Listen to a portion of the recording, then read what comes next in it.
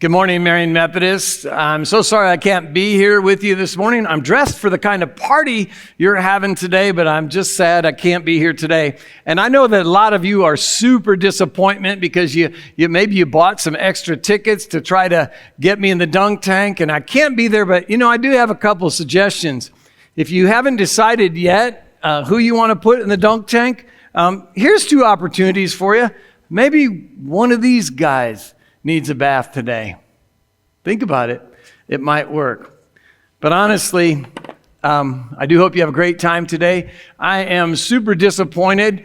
And my disappointment is because I can't be here for the fall program launch. I'm healing from a little bit of surgery I had a little while ago. Yet, technology affords me the opportunity to share this kickoff message to the congregation of Marion Methodist that's gathered here in the sanctuary, and to those like me who need to worship from home today, digitally. Now, this little talk is a fire hose, so buckle up. And it's entitled, We Are. About 20 years ago, there was a movie called We Are Marshall. It was the story about Marshall University and how some of you might remember back in the early 70s, their entire football team, except a few, were killed in a plane crash after leaving a football game. And of course, the whole university went into a time of grieving, and they were really struggling to find their way forward. And then in the movie, as happened in real life, kind of a football coach grabbed hold of the moment and took the team out to a place where they could remember what happened. And he simply said, we need to acknowledge and bless where we've been. And then we need to fearlessly and intentionally move into the future that you claim for yourselves.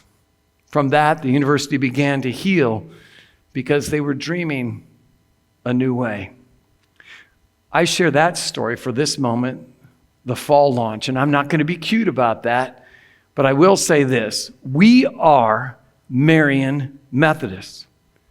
It's time for us to acknowledge and bless where we've been in our 182-year history, and at the same time, claim a new day for Marion Methodist. I know that hundreds already have claimed this new day. We have several hundred now founding members that said, pick me, I want to be a member of the church, and there'll be more opportunities later this month. And so my intent this morning is to project a future where we together can faithfully and fearlessly and intentionally move into, because we are Marion Methodist. We are a community of belonging, believing, and becoming. I find as I stand in the most connected generation, for it also to be the loneliest. The most connected generation in the entire history of the world is the loneliest, and we need a place to belong. We have iPhones, we have the internet, we have Snapchat, we have TikTok, we have all the new technologies, and yet so many people find themselves lonely. And I want to tell you, to all of you, in a lonely world, you belong here. You belong at Marion Methodist, and you belong in the Church of Jesus Christ, no matter who you are, no matter how you present yourself, no matter what your ethnicity is, no matter what your original citizenship or language is, no matter if you lived in Marion, Cedar Rapids your entire life, you are welcome and belong here. You belong here. Because the truth of the matter is, as we look at the Christian world, growing our faith is most wonderfully done in community. We all have questions, and we desire answers to those questions. I mean, deep questions that rattle down at the bottom of our souls, and we desire answers for those questions. And I got to tell you that Marion Methodist is a community of faith where all questions are inbounds. There is no question that someone can say, well, I probably shouldn't ask this in church, or this is going to sound stupid, or I should know more about the Bible. Every single question is inbounds, and we have to ask them, and it's in this community we can grow. And I also know that we have doubts. Some of us have profound doubts. Others of us have doubts about this or that within the scriptures. We have doubts that desire some certainty. Doubt is a powerful and real thing in our lives. And I will tell you, in my own experience, it's best when considered. It's best when talked about. It's best when navigated together faithfully. Now, I will tell you this about Marion Methodist. Though we are a great community, none of us are perfect. None of us are perfect in belief, but we are all promising and we are inspiring to each other. So let's grow the depth of our faith together. And we are becoming a city on the hill, a beacon to our community. I've listened to the chatter about our church. I've listened to the chatter about your church on social media and various platforms, on Facebook, on Instagram, on Twitter, or X now, as it's called. And it's good. People are talking good things about us as a community. And I want to remind you, make sure that you contribute to that good talk. Because many in our metro area, it's not only just on social media, but it's in other traditional medias. Many in this metro area see this church, also known as you, as a blessing in a difficult world. We embody the words of Jesus found in the Sermon on the Mount in Matthew 5. You are the light of the world, and a town on the hill cannot be hidden. We thrive to push away the darkness in many lives with the light of Christ that emanates from us. We glow because I know this to be true because I've lived here 20 years. The broken hearts, the wet eyes, and the bent knees of our community need a safe haven. And it's here in this community. We are a family that takes family seriously. The church is not like family. It is family. I've heard people say, oh, my church is like my family. No, church is not like family. It is family. Here in this body of Christ, we find it's a Greek word called koinonia. And koinonia means that we're, koinonia means that we have genuine fellowship, that we have real partnership with each other. That's what families do. Families have lifelong partnerships, lifelong fellowship with each other, whether it's at the Thanksgiving table or the lunch table. It's whether or not they're out doing yard work or whether they're simply sitting together watching a program. Families love unconditionally, and they support everyone within the family, regardless of their circumstance, in every single circumstance. When somebody's in a joyful moment, we throw a party. We bake a cake, we blow out candles, we dance around. When somebody's in a difficult moment, whether they're going through a physical hardship or some sort of a relational thing, we gather together. We band together. Families do that. When someone's needing reconciliation because they themselves have done something wrong or harmed someone or made a huge mistake, families support. That's what families do. And your church is a family. And within that, your family resides. Advancing your family is serious business. Next week, we're going to launch a series of preaching, 6 weeks that's called Fight for Your Families. I know today that cards are out there that you can take, hand them to each other, but even better yet, hand them to your neighbors and say, hey, our church is going to fight for your family for 6 weeks. We're going to do some teaching about that. Come on back, come on in here because your family matters. Your family matters, so we advocate for strong marriages, for strong Christ-centered marriages. We have programs for those. We have the Weekend to Remember coming up a little bit later in the fall. We offer encouragement to families of every makeup. You know, we don't get stuck in this situation today that, you know, that a family looks a certain way.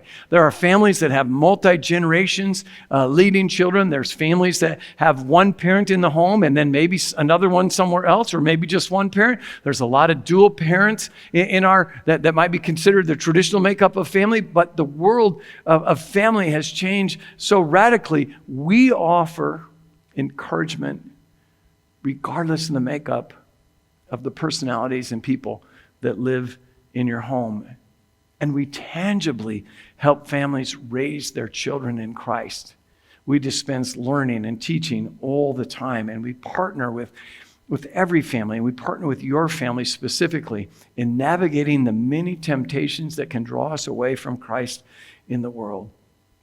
And we are, as a church, applying biblical principles in a modern world.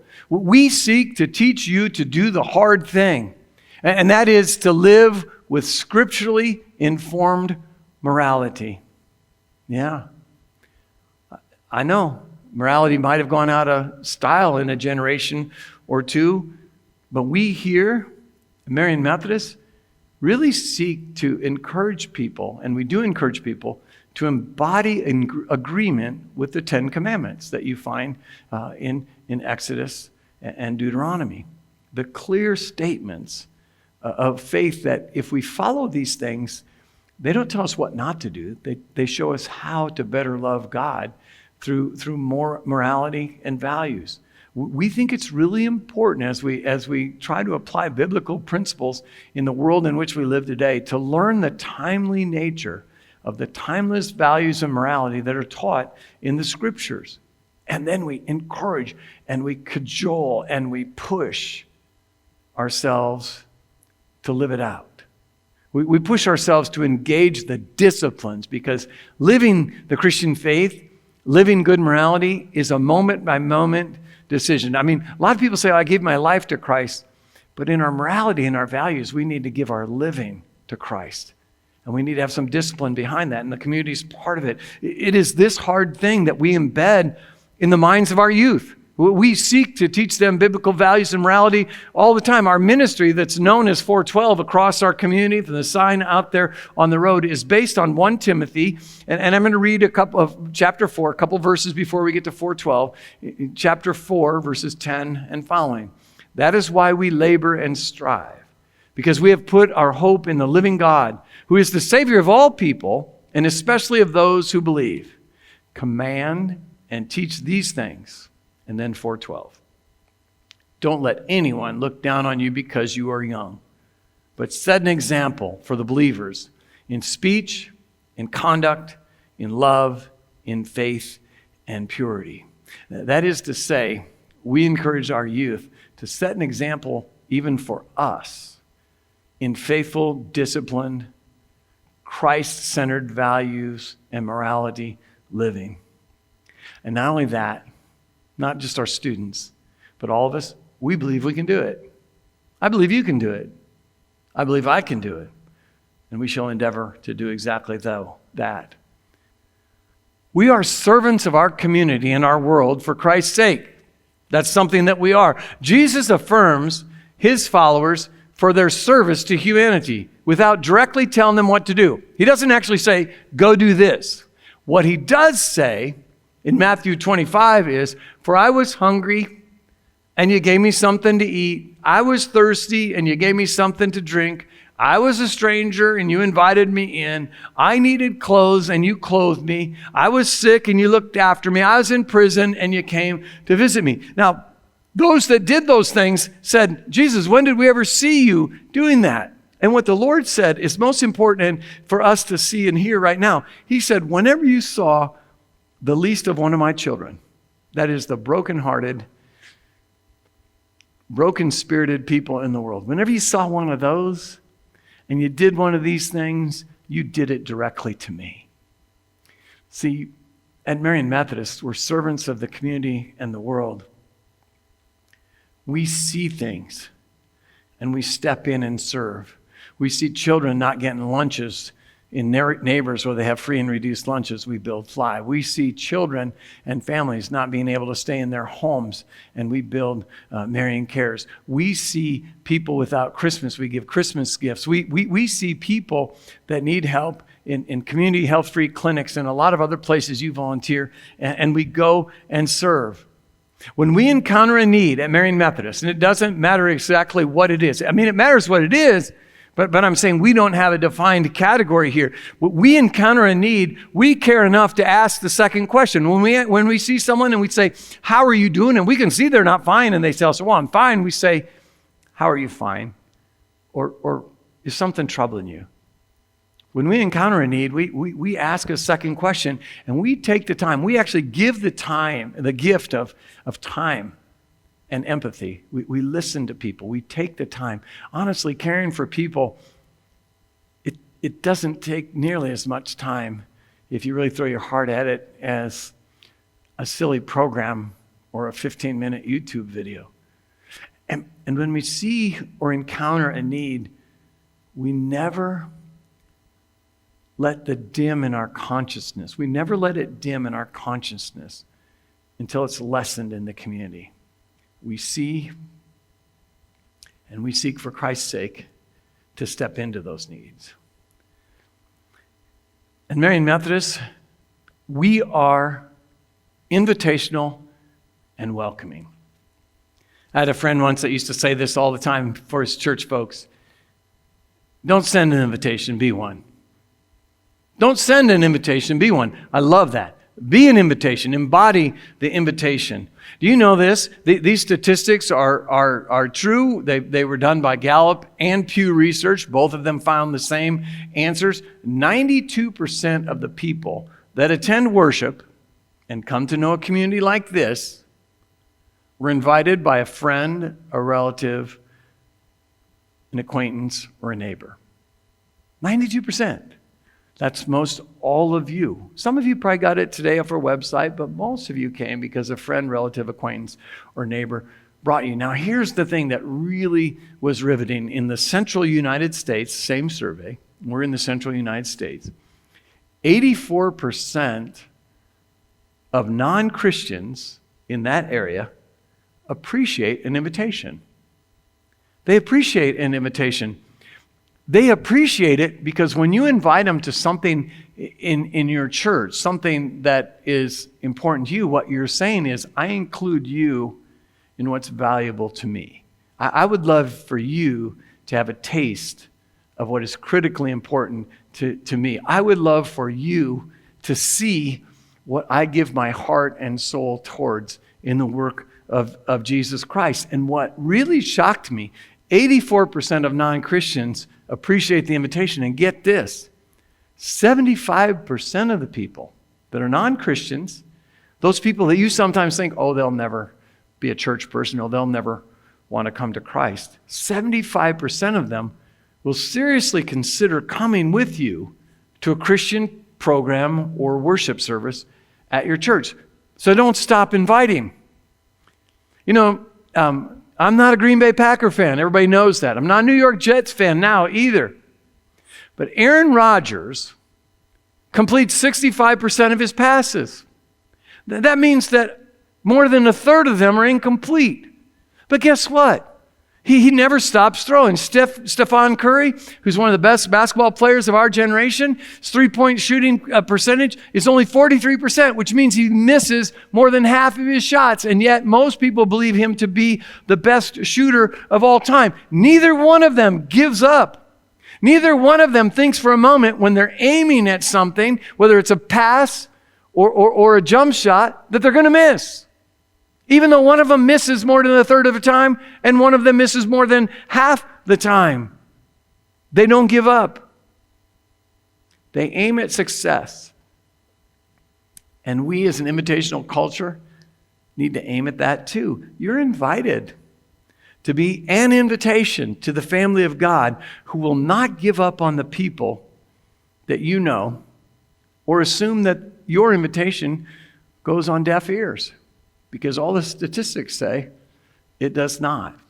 And as an invitational and welcoming people, we have to offer a welcome. I was in the congregation just about a month ago, shaking hands like I do, and I love kind of navigating around the worship center here before worship services, sometimes after services.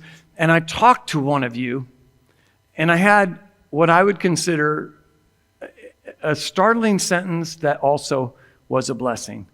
Because after I shook your hand and put my hand on your shoulder as I'm wont to do, you looked at my eyes and said, "Thank you," which puzzled me. She said, "Thank you. You are the only person that has touched me or directly spoken to me this week." Well, she'd been to the stores and all that kind of stuff. But that personal touch, that personal welcome really lit up her heart, and we have that to give. It's important for you every time you come to this place, or every time you see people out in the public, to say happily, "I'm glad you're here." It never hurts anyone when they receive someone that's got a smile on their face saying, well, I'm glad you're here today. This is going to be a great day. Part of it's because you're here. And I hope as a congregation, as part of our welcome, that we love our seats over here and way back there and up here, and I know that. And I hope that our eyes will open a little bit and see people that might be worshiping by themselves. I would love if our congregation, now I don't want to be creepy about this, I really don't. I would love if you as a congregation will get in your mind this mindset that no one sits alone in here unless they really want to. I mean, many do sit alone at Christian worship, and I think that few rarely want to do that all the time. They would love for someone to sit down for a minute by them or a seat away from them and engage them in conversation. People that are new to the church or people that are seated alone would love to be invited to your crew. Maybe you go out to breakfast afterwards. Maybe you go somewhere else. Maybe you're going to a movie at 3 o'clock in the afternoon on a Sunday, and to invite someone else, that's like giving them a whole blessing. Sometimes I've been invited to things and it was like people gave me $1,000, but go ahead and invite people and welcome them to your people. Welcome them to your church. But go ahead and invite and welcome your people to your church so that they can come and see what God has done. His awesome deeds for mankind. He turned the sea into dry land. They passed through the waters on foot. Come, let us rejoice in him. Now, I can't be here today, but I know this for sure. This is going to be a great year. I dressed up in my party gear just to announce that. This is going to be a great year because we are Marion Methodist, a community of belonging, believing, and becoming. A family that takes family seriously, that we seek to apply biblical principles in our modern world, that we're servants of the community and world for Christ's sake, and that we're invitational and welcome. We are Marion Methodist. Let's go.